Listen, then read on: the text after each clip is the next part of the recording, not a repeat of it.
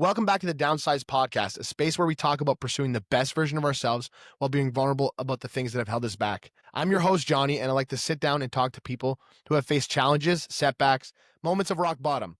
Together, we dig into their stories, the struggles, the turning points, and the lessons learned along the way. Today, I'm joined by Bishoi Khella. He's an entrepreneur, fitness coach, ultra marathon runner, and an athlete who's lost over 150 pounds. He uses his platform to remind people that broken doesn't mean beaten. His story is one of redemption and resilience, and today we're diving into the mindset behind it all. So welcome, Bishoi, to the podcast. Thanks for having me, dude. What an intro. Man, I am very stoked to have you on here, only because we're in this competition that you don't even know exists, where I'm chasing every single one of your accolades that you have done, and I want to see if I can get to them and hold up as well as you did. I watched the documentary, had me almost ready to run through a wall of your 100, Thank you, man. 100 kilometer. The guy going from 350 pounds at your heaviest to running an ultra marathon and now training for, your next one's a 100 miler, right? 100 miler in 2 weeks. So now you're on your taper, which I laugh because your taper week you post is like, hey, today's my taper, and it's a 42 kilometer marathon. Dude, it's crazy how quickly you acclimate to a new level. I remember when my I taper first is 5 kilometers. Bro, That's trust my me, taper run. that would have been my taper on day one of this prep. But man, I remember that when I just started the prep, I had 21 kilometers on the calendar, 13 miles for the long run on Saturday. And dude, I was dreading that for the longest time because I hadn't touched that since I ran the 100K. And then you quickly start going into the training prep, you get that under your belt, and then next week's only 25, and you're like, oh, it's an extra 4K, I could do that. And you slowly etch your way up to the point where when you touch that 60 kilometer mark, that 38 mile mark, and then you got to do a taper down to a 43 marathon, you're like, it's not so bad. And now it's just it's wild how quickly you acclimate up and you acclimate down. It's crazy. So where did the transformation? So you obviously now you're absolutely crushing runs and in the gym, and you got the craziest transformation basically on the internet in terms of what you look like. But it's hard to believe that you were ever 350 pounds looking at you now. Where did this all start? Yeah, man. So let me take you all the way back. So I grew up as the fat kid, man. I was overweight my whole life from 0 to 16 years old. And at 16 years old, I was like, dude, if I want to have any shot at getting a girlfriend, I got to lose some weight. And so, It's always for the girls. It's always like, dude, Girls for the girls. Exactly. And so, I went around and I would run around my high school track during my lunch. And after school finished, there was a weight room in my high school. And so I'd crush the weights. And I did that for probably 6 months, lost 80 pounds in those 6 months. And then fitness just took over, dude. I lived and breathed fitness for a solid 6-7 years. I'd go home after school in high school. I'd watch videos of Ronnie Coleman, Phil Heath, just working out, trying to learn as much as I can about bodybuilding. And that stuck for the next 6-7 years until I was about 22. At 22 years old, my last semester of school, I had a job lined up, and, I was supposed to go take it after I graduated. And me and my boy decided, let's give ourselves a shot first. Let's try to start our own business and see how that goes. And it quickly took off, man. And it started doing really, really well. And we ended up, not taking our jobs that we had lined up after university and just working on that full time. And at 22 years old, man, as a broke college kid who had to go a whole semester, 4 months off $1,000 budget, to finally pulling in some cash, finally being able to afford all those meals and not have to worry about money too much. I started slowly skipping workouts and I would rationalize it by saying, every minute that I spent away from working on my business, it was lost opportunity at making more money. And I'd order Uber Eats every single meal, dude. In that, people think yo, you probably took the whole 5 years and gained that 150 pounds or whatever you gained. Cause I was always around 190, 200 around that time. And I got up to my peak at 350.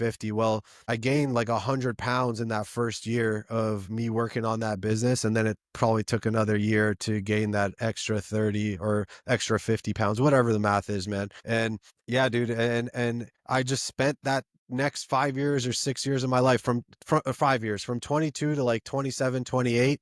I was the 350-pound guy who just stayed home all day on my laptop in bed, eating, just eat, sleep, work. That's it. That's all I did in bed, dude. Like I would wake up and the first thing I did, I would roll over, I'd pull out my phone and I'd be in the Uber Eats app as if it was like fucking Instagram or something, just like scrolling through, trying to pick my next meal.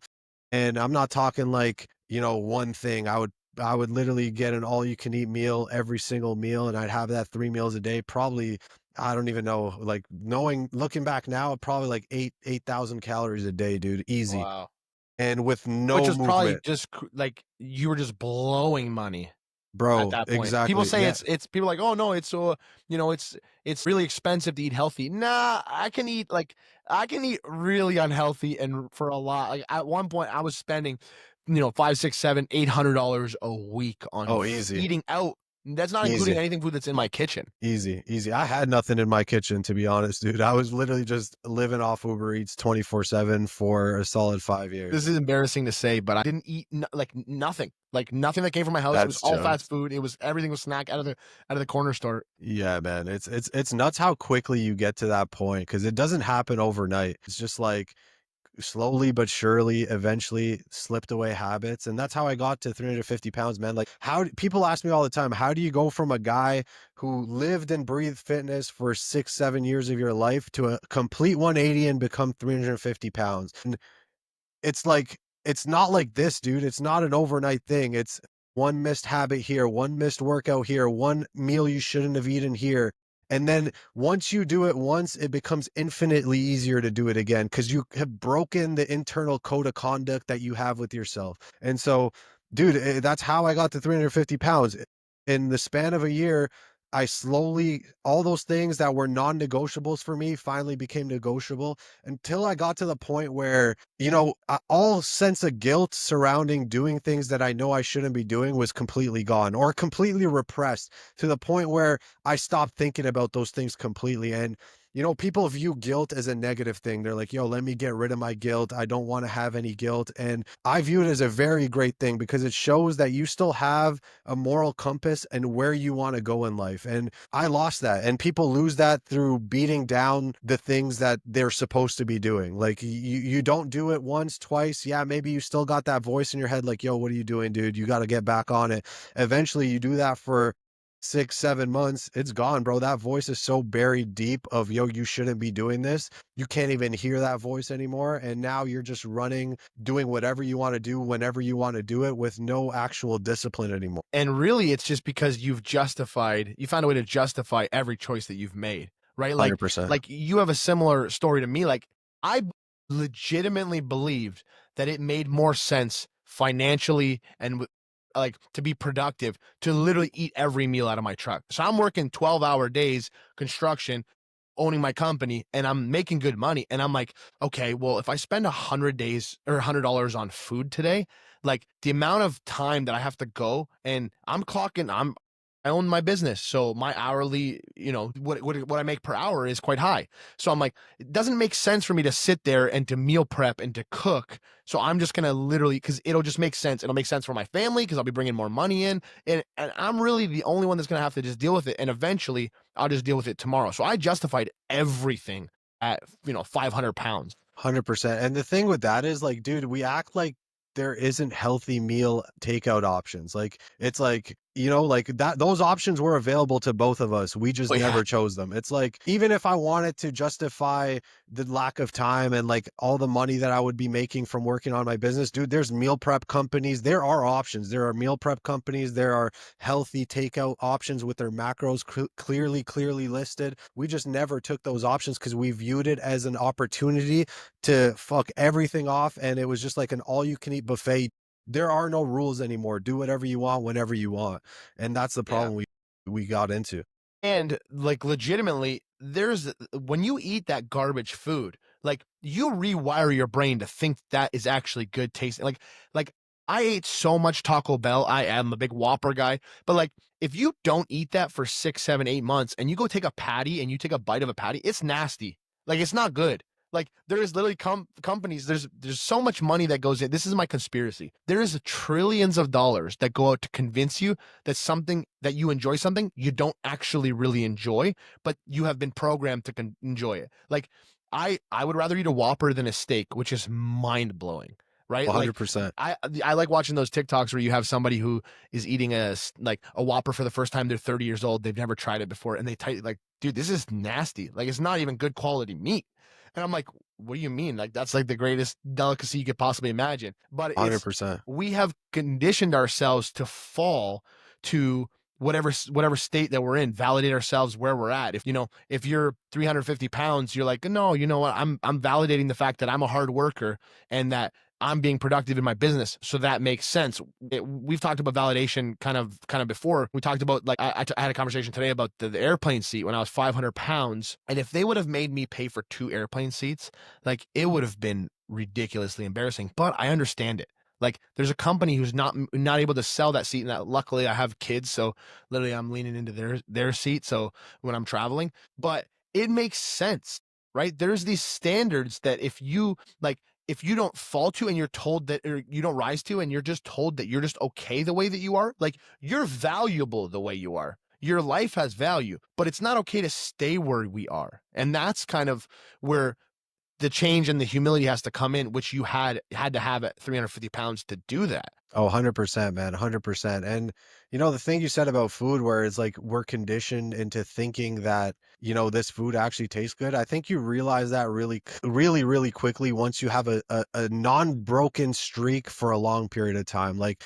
I did this whole journey through 75 hard. And so for 75 straight days, I did not eat a single piece of junk food. And, people will say there's no such thing as junk food. There's no such thing as unhealthy meals. Sure, whatever. We can save that for another. Sleeve of Oreos, I'm not is Yeah, not giving you much.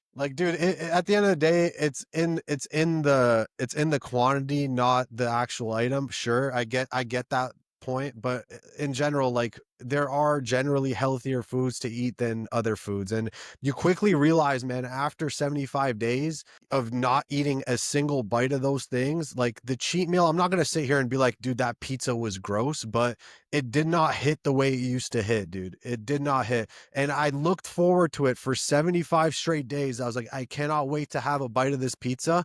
And I bit into it, and it's like, this isn't that sick, dude. Like, this is Yeah. not as great as I remember it to be. And your taste buds have completely shifted into like actually craving that healthy meal. Dude, I have literally a 365-day streak of eating the same single breakfast for the last year. It's just like, I like my breakfast, dude. I just eat it every day. And then when I have something else, I don't really like it as much. And like you can change everything that you hate about, or everything that you do not think you should be doing is changeable in your life. You just got to do it for long enough till that becomes the new norm. And you gotta be self-aware. You have to have some sort of awareness that what you're not doing is the correct thing. Like you could justify it all you want, but if you are not actively practicing, what in my life can I really just reframe right now or look at and dig into how can I be a better version for the sake of just practicing being a better version? Because people go, oh, you're good the way you are. I think there's nobody who's good the way that they are. There's people, like I said, who have value,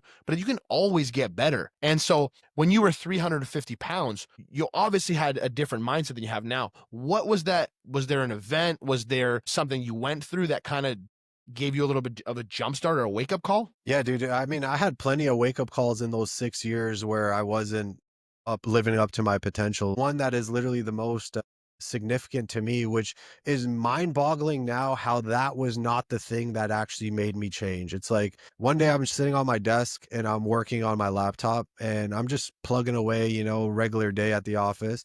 And then all of a sudden my eye starts flashing this weird white light. And I'm like, what's going on, dude? Like, is something in my eye? And I'm going like this and I'm going like this and nothing. It's like, nothing's in my eye. I go to the washroom, go like that, check out the mirror, and there's nothing in my eye, dude. And I'm like, yo, what is going on? And then all of a sudden I feel this huge gush rush down my entire body. My heart is pumping out of my chest.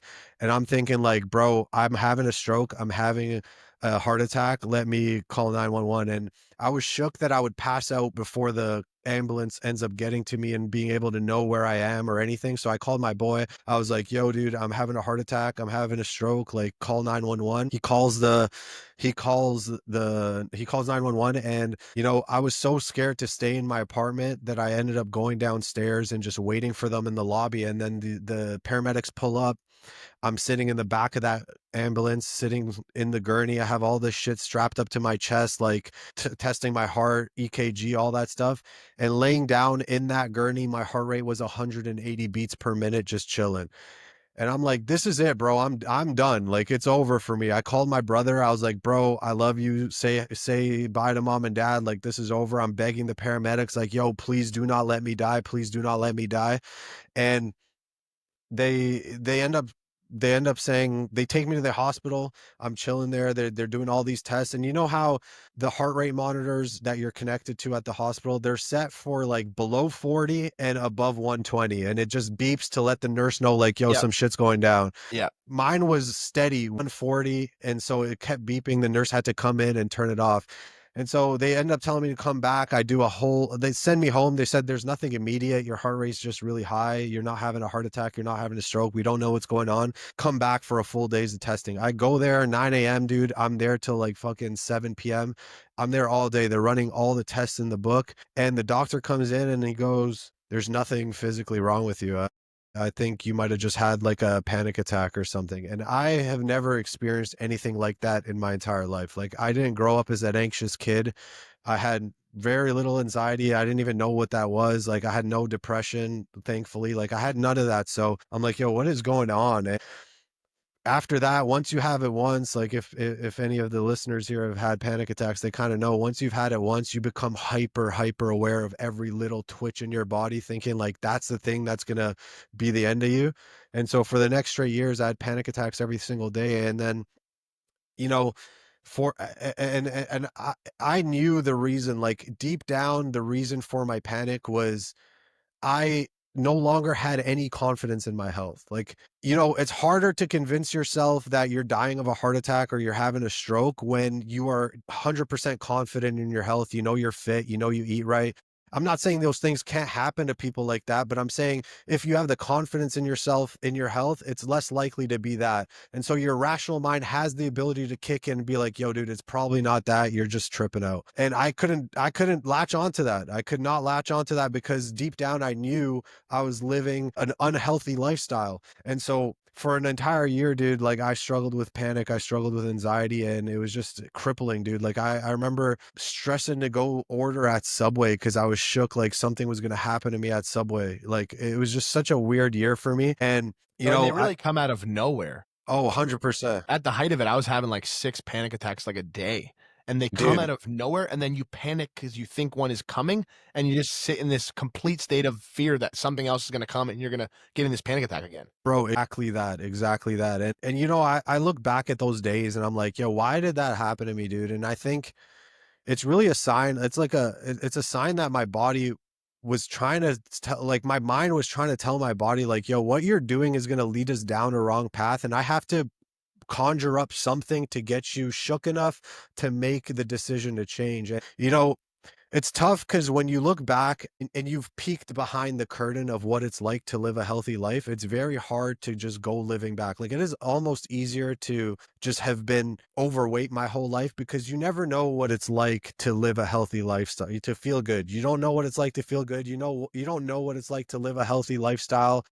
You don't know what it's like to do all those things. So you're not really sure of what you're missing out on. But, I was fit for 7 years of my life and I know how great life was. And so once you peek behind that curtain, there's no going back. So it just becomes very, very difficult. And your body or your mind is like, yo, we got to get you out of this state. So I think that's why I had that panic attack situation. And it's crazy to me how that was not the thing that made me change, dude. Like, who That's does that? crazy.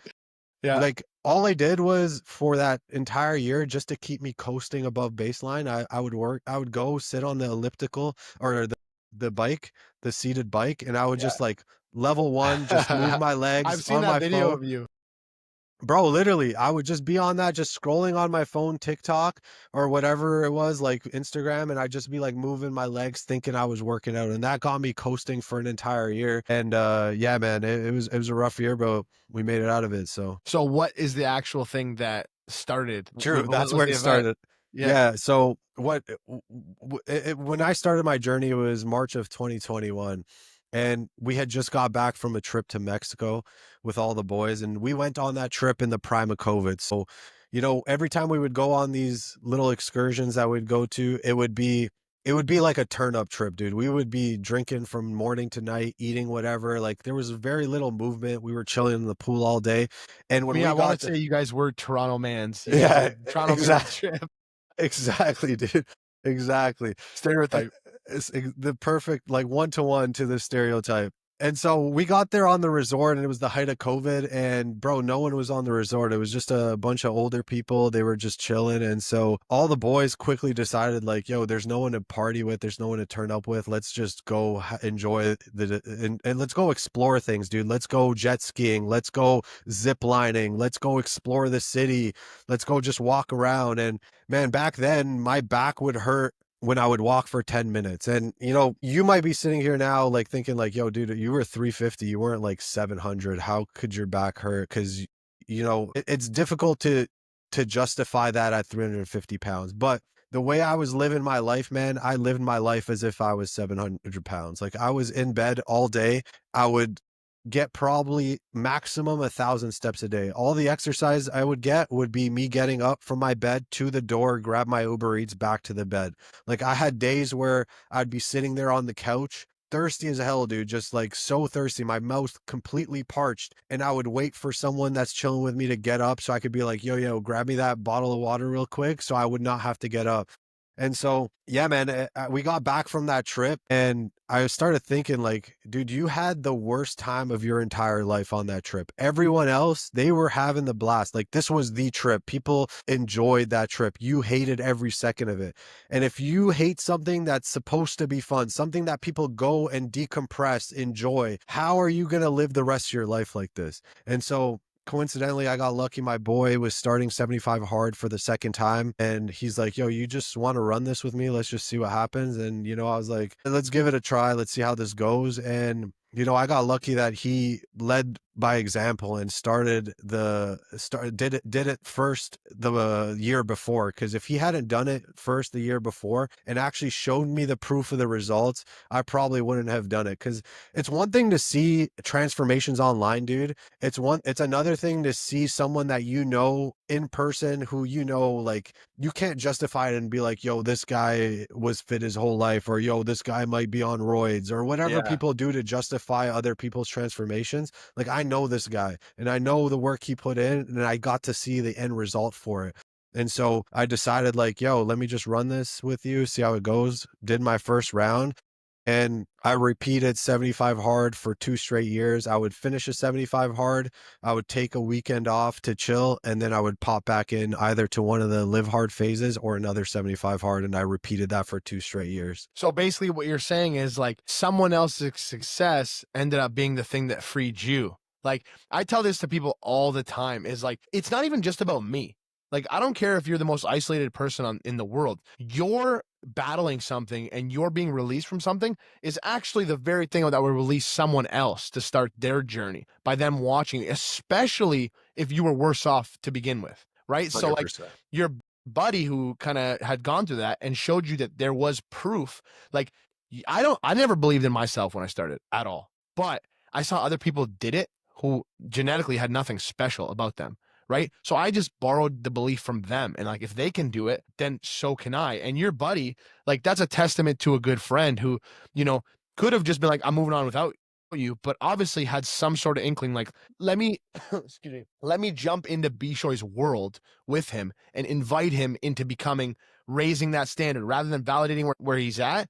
Let me invite him in. And that, correct me if I'm wrong, was the secret to your success. Oh, 100%, 100%, like 1000%. That was the reason. And I love that you said, if you can't find proof in yourself, borrow it from other people, because that is literally how I lost the weight. It brainwashed myself, and all I put into my brain was people doing remarkable things. And it made me believe that what I was doing is not really that crazy. So like to run at 350 pounds wasn't that crazy when you're looking at people like David Goggins who Right. ran on broken legs, when you're looking at Right. people like Iron Cowboy James who did 100 back-to-back triathlons. And it's not that crazy. And so why even go that far? Like, I'm lucky enough to have my friend who was the person who led by example. But if you don't have those people around you or in your circle, that's the beauty of the internet, man. Literally just pop on, find someone that kind of mimics where you've been through, or even worse than where you've been through, and had to pull themselves out. And that can instill some belief in you that it's possible for you as well. And dude, another note on that, because this is something that is very, very important. When we are in a shitty mental state and we are not happy with the way we live our lives, it is tough to watch other people around you level up. And so, when my boy was doing his first round of 75 hard the year before, I remember we were at a barbecue at my boy's house and we're all chilling, eating, drinking.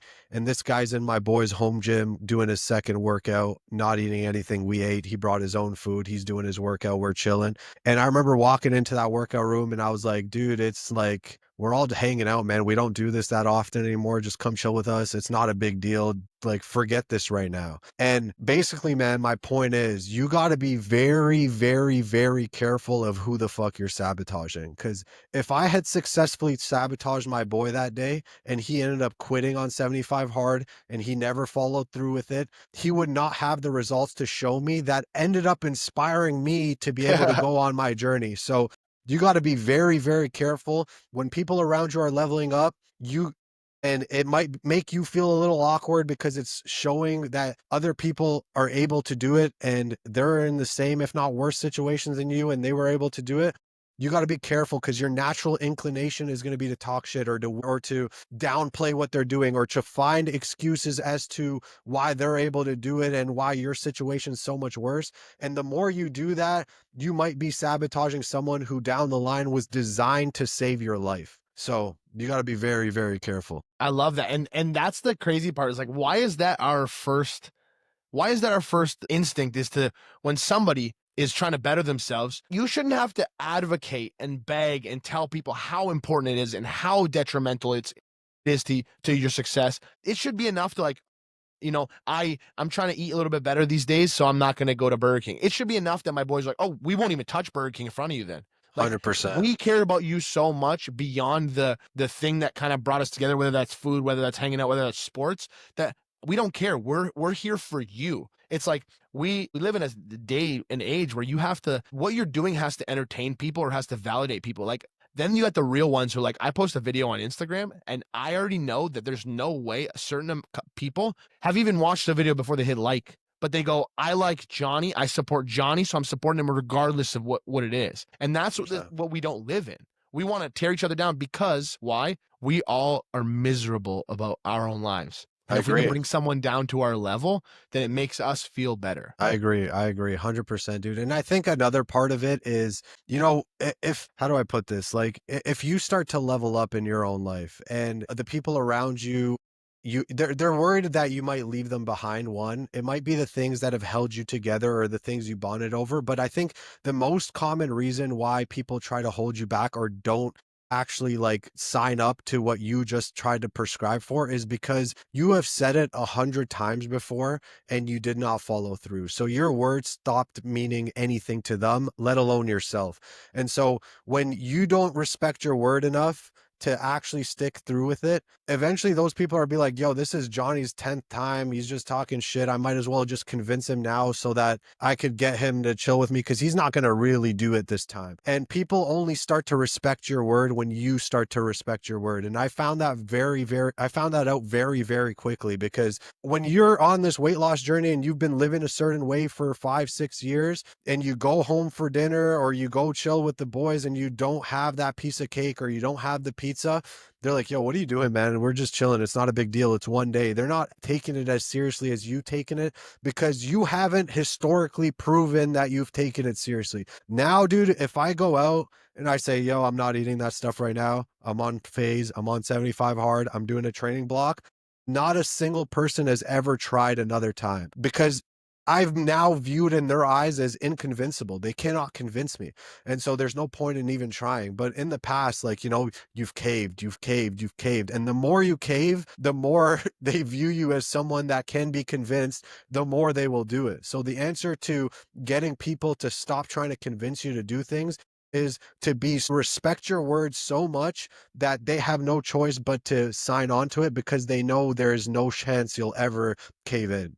You know what I mean? Even if that's like, here's an example. I did 100 push-ups for 100 days at the end of my workout. And you know how much I hated doing them by day 4? Like I like the push-ups, but I hated recording. I hated doing 100 after. But even if it was like, okay, that probably wasn't the best thing to do because now I'm affecting some of my, strength training gains and my bench press. I said I'm going to do it. Like I have to follow through for the 30 days. And if after the 30 days I go, you know what, I'm never doing that again, that's fine. But I don't care. Like I said I was going to do it. And our word, like the pizza one time, not a big deal from a health standpoint, not a big deal. 100%. But what that does is that helps that you, every time you break trust, you are doing you're tearing down your own belief in yourself, everybody else's belief in you. But on the contrary, every time you stick to your word, right? People ask us all the time. I'm sure you get asked all the time, like, oh, people ask me, how do you get the motivation? How are you so dedicated? I'm like, dude, I was 500 pounds. I don't believe in like I'm not disciplined. When I say I'm going to do something, I do it. And I've practiced that with small little wins of I'm going to go put the trash out today, which is really easy to do. And if I say that out loud so that my wife hears me, my kids hear me, my friend hears me, Instagram hears me, like that's how I started this whole thing, was I knew I couldn't run a marathon. But if I said it out loud, I would have to be accountable to the words that I said. And that person eventually, through that accountability, was able to run a marathon. And so that's where we just bail on our word. We can't be trusted. We can't be trusted to say, we can't be trusted to anything, let alone, anything. Nobody else should trust us. We can't even trust ourselves. So when you talk about how much of a skill that is, like, is that something that like you have now become the person that when you say you're going to do something, like nobody even questions it? Oh, 100%, dude. And that's not something that just happens overnight. Like people think, man, like just the way social media is, and maybe I do a shitty job at sharing like the mental struggle that I still go through to this day. Because you do seem like an absolute bulletproof guy. Bro, that is not the case whatsoever. Like it's nuts because like obviously, in the moments when I'm having those mental breakdowns, or not a breakdown, but like those mental, like where I'm fighting with myself to try to go do something,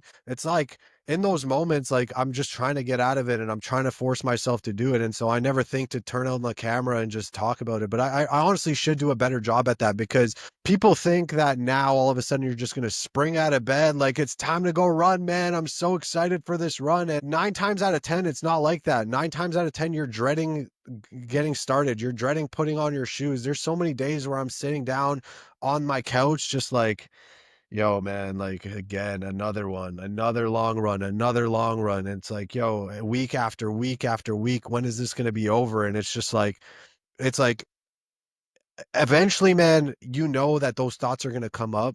And people think at some point, people think that the end goal of all this is to never have that feeling again, but that is absolutely wrong. The end goal of all this is to have that feeling, feel like shit, not want to do it, but still do it anyways and not listen to that voice. And that's what I have now. That's the power I have now. It's not like I've completely shut out that voice. It doesn't talk anymore. It talks. It's just not as loud because I have historically had a track record of not listening to it. And so if I hadn't listened to it for the last 500th time, I'm not going to listen to it for the 501st time.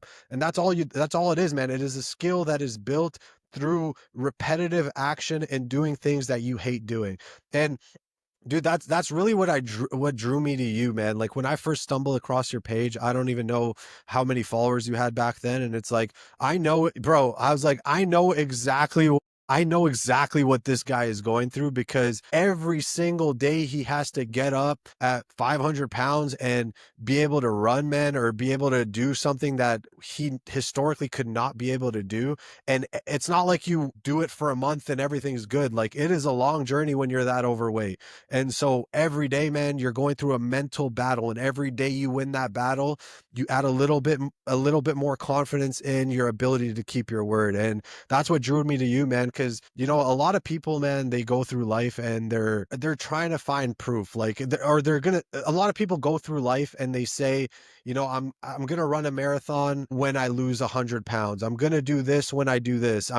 It's like always a time in the future that they haven't even touched yet. But what I really, really liked about your page and what drew me to you was like, you're like, I'm not waiting for all that. I'm not waiting for all that. I'm going to try and I'm going to do what I can right now with the hand that I'm dealt. I might not be able to rip a fucking 3 hour marathon. That's not the goal right now. My goal is to do a marathon. And people think that the celebration is the marathon day. Dude, I finished that 100 kilometer race, and you know what? The training block hit a lot harder for me than that 100 kilometer race, because it is the day-to-day grind of having to force yourself to do a full training block, never missing a workout, staying disciplined with your diet, not drinking because it affects the way you work out. And having to do that for 6 months was way more valuable than that one day. If I had just gone out and ran that 100K without having done the training block, let's assume I could even do that. I do not think it would hit anywhere near the way it hit, because I didn't put in the work to deserve that reward at the end. Yeah, and the success, like real success, comes in the mundane, comes in the boring. Like everyone looks for this like fancy, cool fitness thing, but it's like boring consistency. And that's also why it's hard to be a fitness creator, is because like everyone wants you to post these like crazy extravagant thing. It's like, no, being really successful at this is eating the same breakfast, eating the same lunch, getting the same workout in, doing your recovery, doing your stretching, getting sleep. Like that's stuff that doesn't sell well, but it's just stacking wins in the win column. And that's what I've learned is the difference. Like most people just don't realize that they're in a fight. Like the people go like, what do you do when doubt sits in? First of all, doubt never left. Doubt was always there. I just learned that doubt sits in the back seat and it doesn't have a bearing on where I'm going. And I go, if I'm running, when I ran a marathon, I'm like, I will feel, not, I hope I don't feel.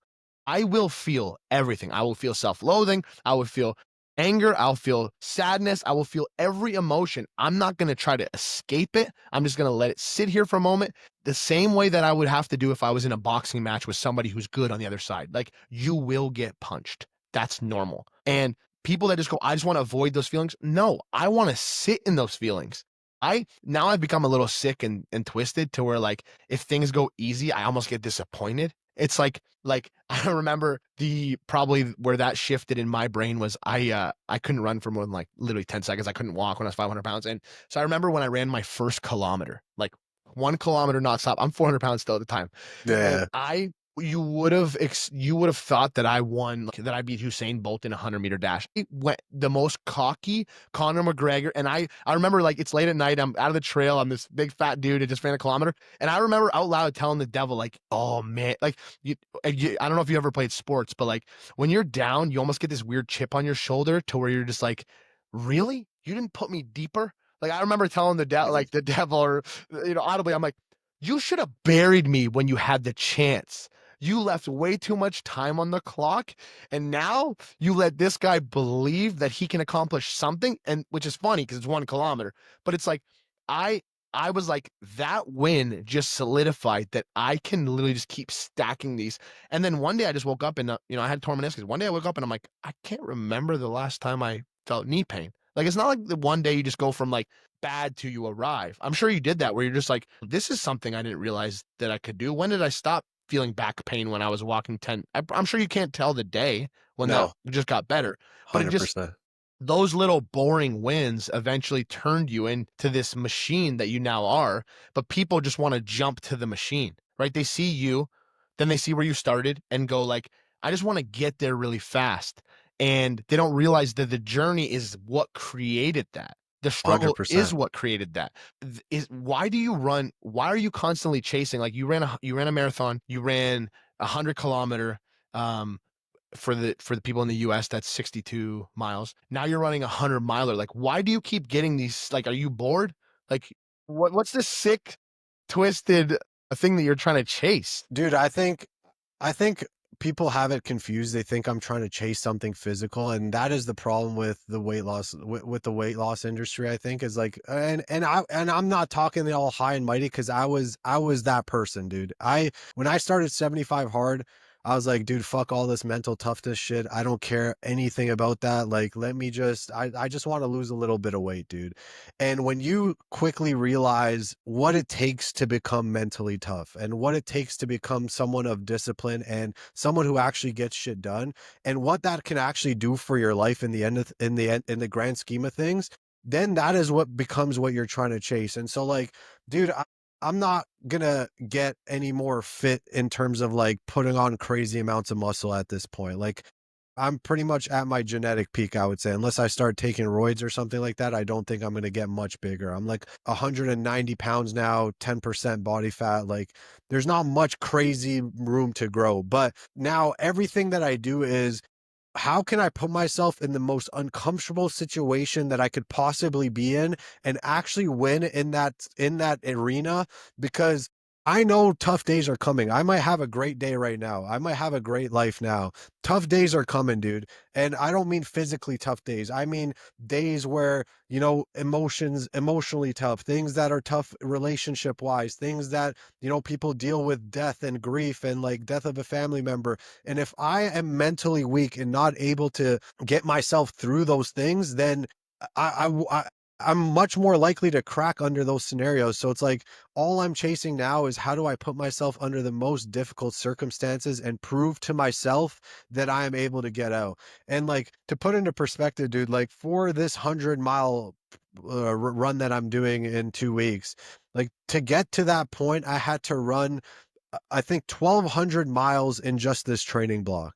1,200 miles to get to a 100-mile day.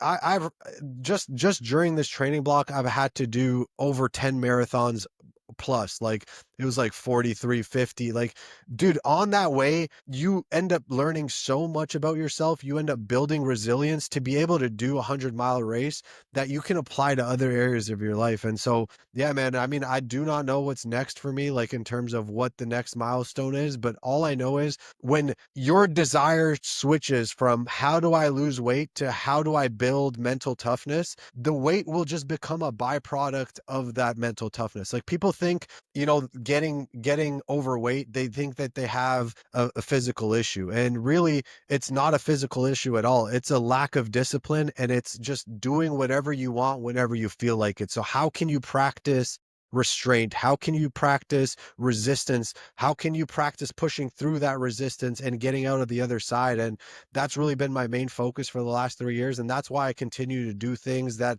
I don't really need to be doing if my goal was just to lose a certain amount of weight. Like, you don't need to do all this, dude. You can, it's not very difficult to lose weight, dude. And I don't mean like in terms of mentally, like, yes, it's difficult to Yeah, go it's from simple. habits wise. It's very simple. Exactly. Like, Mhm. you don't need to be running every single day. It's probably not the best thing for you to be running every single day.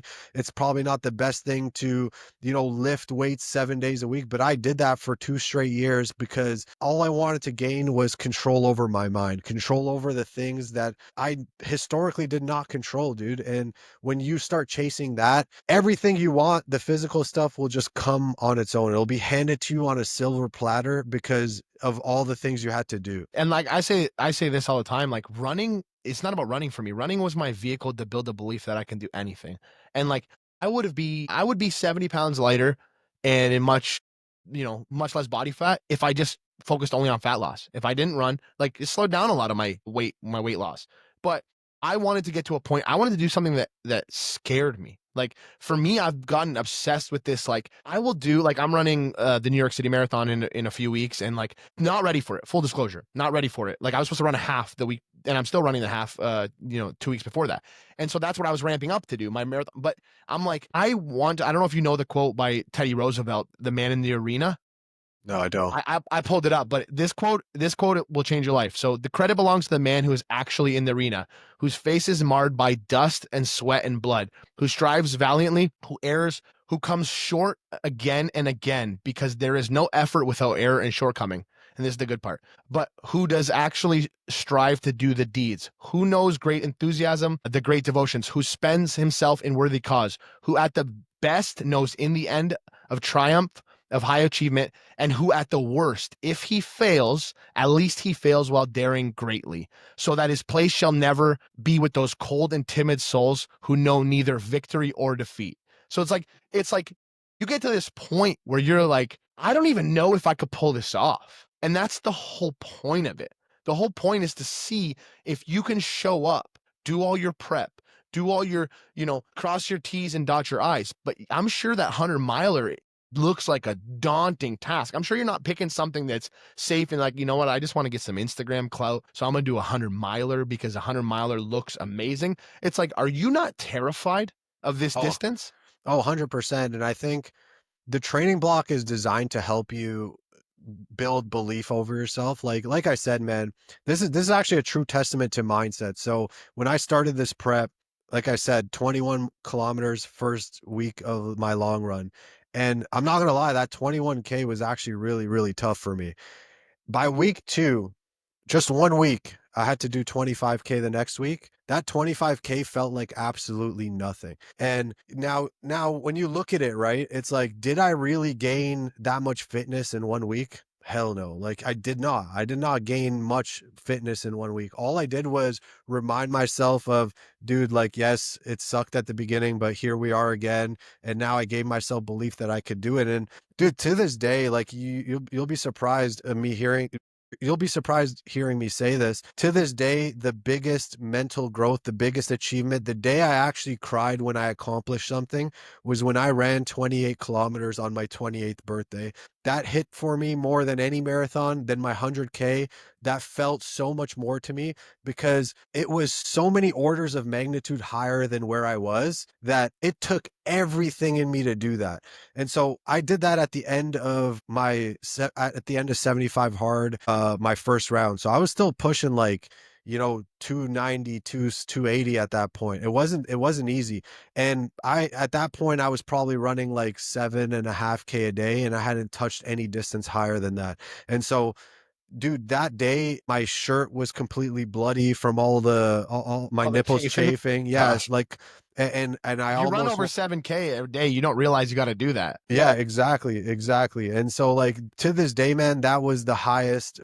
That was the peak of me feeling like I accomplished something. Arrive at moment. Yeah. Exactly. And dude, I'm glad you're doing this New York City Marathon with not the amount of prep that you should have been. And I'm not saying do Yeah. that all the time. No. I'm saying you probably should prep for major things. But if you are given an opportunity to do something and you don't feel ready and it kind of scares you, your lack of preparedness for that moment, if you go out and actually show up and do it and give it your all, the amount that it's going to break you is what's going to make you feel the best at the end. So you're way more likely to crack on this than had you done a full prep Yeah, for where sure. you didn't do anything. And I think if you're chasing mental growth and having to pull yourself out of that dark place that you end up naturally going to when you're pushing so much orders of magnitude above where you normally are, I think that's going to hit so much more for you than probably the Hawaii Marathon you did, because you did a proper prep for that. Yeah, and the humility. Like if I get that marathon and I get smoked early, it's like there we have to be a big shot to my ego, which is a great thing. Like I have learned to love every single ego shot that I take, because the more I put my ego down, the higher I of success and the more I'm elevated. So like if I were just get to here easy, like I would just be like, oh yeah, look how sick I am. I ran it faster. Now it's like, here's an opportunity for me to never make sure I'm never in a position where, because I was dropping some weight and then I was doing some other stuff and I was having fun and lifting weights and all that kind of stuff. And for a little bit, I lost a little bit of sight in what my whole thing was about running. And I let myself not do as much running. And now I'm like, this can never happen again, because I have created a situation where now I've always wanted to be ready and I'm not ready. I will never make this mistake twice. I'll never make the mistake where somebody calling me up ready to run a marathon in 8 weeks and I'm saying yes, but I'm not really ready for it. And that's the growth that I need. That's the situation I put myself in. It's pressured. It's time to ball out. It's time to clutch or kick, as the kids would say on the video games these days. 100%, dude. I think you're going to get a lot of mental growth out of it. And I think that's really why I do these ultra runs a lot because like, if you're doing 100K, like if you're training for a marathon prep, you're getting probably 80% of the prep, 80% of the distance in the prep. Like you're going up to 35K on your prep. With the 100-mile distance and anything higher, you're not getting anywhere near there because the risk of injury goes up. So there is such a large gap of uncharted territory Yes. that you are forced to figure out, and the only way you're going to figure it out is on race day. You're not going to feel ever prepared for something like that. So Yeah. I think honestly, this just came to me now. I think that is really why I started pushing up into the ultra distances, because the ultra distances have a lot more of that race as an unknown, uncharted territory that I'm Hmm. going to have to figure out on race day. And I think you get a lot more out of that mentally than going into something knowing it's something that you can do. And listen, man, I'm not saying a marathon is easy by any means. Like if people like a marathon is one of the hardest things anyone do. Like less than 1% of the population has ever even tried it. So it's hard regardless of where your fitness level is. But a lot of people, when they over prepare for something, they know that they could do it. And that's great, man. If you need to perform, over preparation is the way to build the belief that you can 100% do it.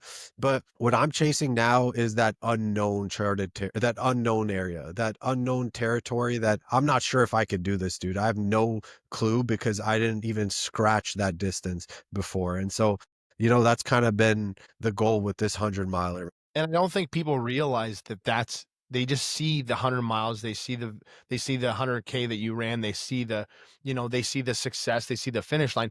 They don't realize that you didn't think, like when I ran my marathon, I didn't really know. Like I had people who had more belief in me than I did.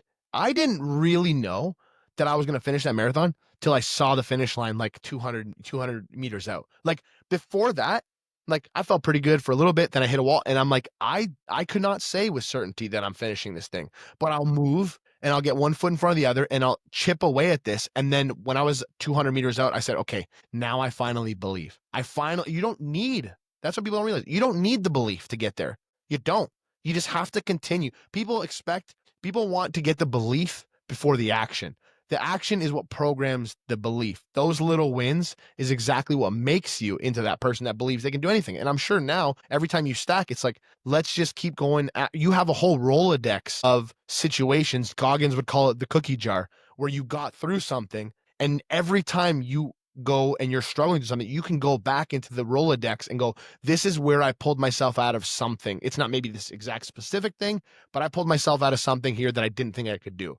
And that's more important to accomplish those tasks than even those tasks of themselves. Oh, 100%, dude. And I love that you brought up Goggins' reference to the cookie jar because, like throughout this last 3 years, I've been trying to put cookies in that cookie jar for the entire 3 years.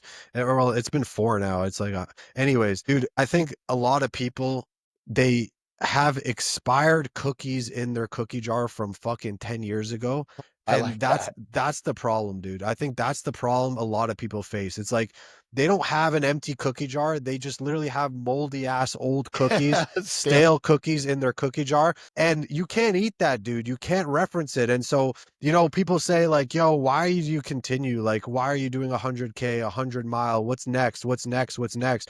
Well, I am very acutely aware of the fact that cookies end up expiring and they do have an expiry date. And if I don't fill that jar up with new ones, I'm not going to be able to reference those things because I've been in that position before, dude. It's not like I've lost the weight before. I was fit for 7 years. I Yeah. had those things in my cookie jar. Could I reference any of those? No, No. dude. Yeah. No, because I haven't put any new ones in there for the last fucking 7 years. And so, yeah, man, I hate that mentality of I used to be this or I used to be that, man. Like it gives you an opportunity. It gives you some peace knowing that you accomplished something one time in your life, and it doesn't make you feel like a piece of shit about yourself, and it makes you feel like, I'm okay, man. I've done this before. And it's like, no, dude, what have you done recently? What have you done in the last couple months? What have you done in the last week? Because that is the thing. The closer the reference point, the closer the reference point, the more you'll be able to reference it. You can't reference memories from 10 years ago and be Yeah. able to draw power from them. And I Can think you that's tell really me what important. bank's going to accept there was enough money for my mortgage in the account 3 years ago. Now there isn't. It's like Exactly. the bank don't care what was there before. It cares what's here now. And that's my goal. I'm chasing, like, you got all those guys who like peaked in high school and they're like, "Hey, like, I used to bench blah, blah." Like, I'm not as strong as I was when I was 21 even currently. Like, I'm Same. I'm chasing that guy. And when I get there, I'm going to make sure that there's no way that he beats me. Like my best days are ahead of me. Like, quit looking in the past. There is so much more in the future for people to do, but they get stuck in, you know what? I'm fine the way I am. I'm justified because at one point I was this. And that just is not going to create a good life for you. You're only going to 100%. decline. 100%, dude. As soon as you hang it up, it's a downward spiral from there, dude. It's a downward spiral from there. You can't ever hang it up and be like, I'm done now. I've accomplished everything I wanted to accomplish. Because if you're being truly honest with yourself deep down, you know there's more you can do. There's not a single person out there who, even if you are the best person in the entire world at something, you should never be able to say, I'm done. There's nothing more I could do. I can't get any better, because you can get better. Everyone can. And there's always some way you can get better. It's not like, yeah, you at 60 years old, you're not going to be in the same peak condition you are when you're 30.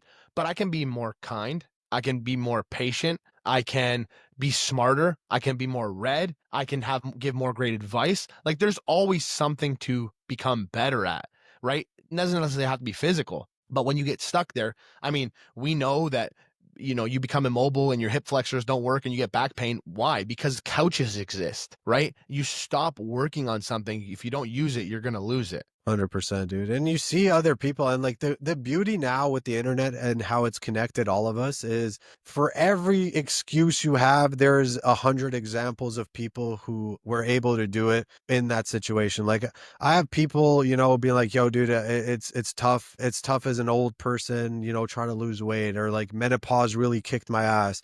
And dude, I get it. It's harder. Things are rough for you, but I guarantee you, if you look hard enough, there is someone out there who has done infinitely more with infinitely less than you. And that's really been my philosophy for everything. And I have proof, like firsthand proof. Like, there's someone in my coaching program right now. She's 67 years old. She's in the best shape of her life now. She lost 40 pounds. She reversed her type 2 diabetes at 67 years old. So when I hear people say, I'm too old for this now, or I can't do this at this age, it's tough. Like, I know that there's someone out there, and why don't you use those people as reference rather than trying to find all those minutia little things of why their life is a little different than yours? Because, bro, people try to find a one-to-one replica of themselves to be like, yo, that's the guy. If they don't find a one-to-one replica of someone, then it's like, oh, it's impossible. And they'll try to find that little thing where their path deviated a little. And it's not the case, man. And I think that that's really, really important. Yeah, I 100% agree. 100 miler in 2 weeks. Prep has gone good. Ain't any nagging injuries, anything that I know you usually have an ankle thing. That's how long I've been following you for. Yeah, dude, it's like after the 100K I did, like that, I started that 100K I did last year. By week 2, I had a messed up ankle and it has not healed. It's been over a year. So yeah, I've been running on a pretty fucked up ankle this whole training block, except like the last month, I went to the doctor. I got this special cream that he gave me and it's actually worked. So thank God for that. It's like it gets me 80% of the way until after my run is over. But yeah, man, training block went well. Every single one of those runs was done. I did not miss a single day. And it's really, really important for me to do that, because on race day, man, you're going to have all these thoughts. You're going to have moments of doubt where, you're not sure if you can continue. And what's going to further exacerbate that doubt that you have is all the things that you did not do when you were supposed to do them. And it's like, if I had days where like, oh, remember when you cut out 5K from that run when you should have actually ran the 43, or remember that meal that you should have had but you skipped and ate junk food instead, or that day you went out and partied instead of going on that run, or that day you were hungover and you stayed in bed all day nursing that hangover. I don't want to have any doubt in my mind and have all these moments that can further exaggerate the doubt that I feel in that moment, because I will feel doubt on that 100 miler, guaranteed. And so by leaving no stone unturned, I'm kind of eliminating added stress for no reason. And yeah, the training blocks went well. Hopefully in 2 weeks we're able to pull that through and get another win added to the belt. Yeah, and I hope the next couple weeks on the taper is I know as you get ready for a long run, usually bodies start to shut down. Like you start to get sick, you start to, as the volume gets up so high, like it just, everything feels, it's like, it's almost like a woman who's like close to delivering her baby. Like it just gets really, really bad until that thing. And then eventually, as you take that taper, you can kind of hopefully settle down some of those symptoms. But it was an honor having you on here today. Thank you for showing up. Thank you for being honest. Thank you for dealing with some technical difficulties early. All good. But your story just really is just a reminder that anybody can do it. Nobody is too far gone. To anybody listening, you don't believe in yourself. Here's an example of someone that's done it, that's been there, and is probably going farther than you're even going to want to. Like, not everybody wants to get to that 100-mile mark, right? But you can take that and you can run a 10, you can run a 15, right? If we can do it, if Bishoi can do it, I can do it. That's my whole thing. So, if you want to connect with Bishoi, is also a fitness coach, weight loss coach, incredible, and definitely you should reach out to him if you're somebody who needs accountability. It's not even the knowledge, like you said before. It's somebody, if you need accountability and someone to keep you in line, that's where the value of a good coach comes in. So definitely hit him up. So you can also follow him at Bishoi Khella on Instagram if you haven't yet. If you haven't followed the Downsize podcast, definitely do that. But man, I just appreciate you coming on. I appreciate your patience. And honestly, the one thing that you don't realize, and I have had this conversation with everybody across the board in the weight loss space, like 7, 8 dudes who have all said, Bishoi was one of the very first people that followed us. Everyone has the same story, by the way. This is our thing. We talk about you when you're not around, but everyone has the same story. Bishoi followed us early. He was incredibly encouraging. We had 1,000 followers. We were at our worst position. And this guy just came in and said, hey, like boosted, commented on stories, message, said, whatever you need, I got you. So that's a big testament, because a lot of times when you get to the top, people just go, like, they look down on the people where they came from and the people who are still stuck in the mud there. And that's a huge testament to this is your calling, is to really bring up other people and not to just hoard the success for yourself. So I think that's honestly really cool. And that's why I wanted to have you on. Oh, thank you, man. I really appreciate that. And like, yeah, dude, it's so important to carry out people. Like, dude, you don't get much from, praising someone who's already heard it 1,000 times before. I think the people that need it the most, and I know because I was in that position, if I had someone like way, way ahead of me comment on one of my posts or like my posts, I think that would have given me a lot of motivation or inspiration to continue on. So I think that's really important. And I know we're wrapping up here, dude, but I just want to say one last thing. Like, I know a lot of the listeners here are just going to think like, yo, what do I do? What do I do? Like, I do not know what to do. And I was there too, man. Like, a lot of people are in that position where they've rationalized that it's lack of knowledge. And I'm telling you right here, as I sit here, when I started day one of this journey, man, I did not track a single calorie. I didn't know what the best running shoes were. I didn't know what the most healthy meals were. I did keto for 8 months before I even learned anything about macros. And I'm not saying that's a good route. Like, I'm saying it's probably not a good route. Yeah, exactly. And so it's just proof of the testament of how much knowledge I actually had. I did not have much. All I had was the ability to be like, what can I do in this current moment? Don't try to figure out everything before you have taken the first step. Everything you're going to need to learn will be learned along the way. And so the first thing you want to do, whatever you know right now, if you have access to a phone, access to a computer, if you live in a first world country, you probably have a very, very basic idea of what fitness is. It's move more, eat a little, generally healthier foods. And all of us have a basic understanding of that. And you will get 99% of the way just doing the basics. So you don't need to worry about what the best running shoes are. You don't need to worry about what gear you need to get. All those things are nice to have and add-ons. You don't need to know the supplements. All those things are nice to have and things that you can add along as you have been on the journey. So don't try to figure it all out from day one. Jump in, start with whatever you have right now, and you will learn everything you need to learn along. Absolutely. Start where you're at, and then you'll get to where you want to be. The process is what changes you. It's not the other way around. 100%. Appreciate man. you, bro. Thanks for being on here. This is the Downsize podcast. We keep showing up, where we keep growing, and we keep chasing the best version of ourselves. So, bro, appreciate you. Talk to you. Thank you for having me, dude. Appreciate you.